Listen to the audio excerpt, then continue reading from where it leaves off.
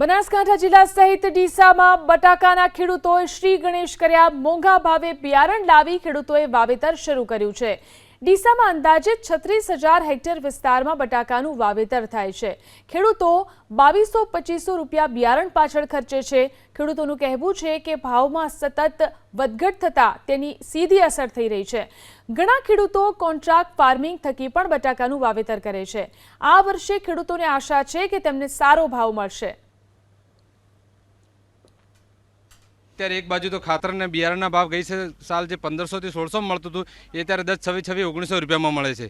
બિયારણ અત્યારે 1700 થી મળીને 2200 સુધી બિયારણનો ભાવ થઈ ગયો છે અને કાપા ગળવાથી ત્યારે બિયારણમાં ભાવમાં પણ થોડો વધારો જોવા મળશે। એટલે ખેડૂતને તો મૂળ મરો છે, એક બાજુ માવઠાની માર, બીજી બાર બટાકાના બિયારણમાં ભાવ વધવો અને ખાતરમાં ભાવ વધવો, સતત મોંઘવારી, ડીઝલ ને બધું થઈને ખેડૂતને અંતે સરવાળે ખેડૂત ખેતરમાં મજૂરી જ કરે છે, અંતે વેપારીઓ જ મજા કરે છે। સરકારને તો કહેવાય છે બટાકાનો ભાવ 300-350 રૂપિયા ભાવ મળવા જોઈએ એમ સરકારને તો આ કહેવા માગું છું, તો પાલબે નગર કોઈ પાલવતું નથી।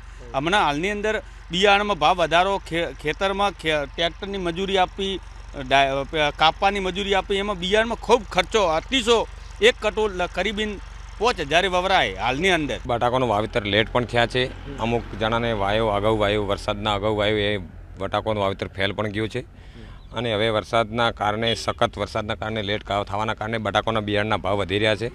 તો બટાકાનું બિયારણનું બહુ સડાણ પણ થાય છે અને સતત 3 સિઝનોથી ફેલ જતા ખેડૂતોનો મરવાનો વારો આવ્યો છે।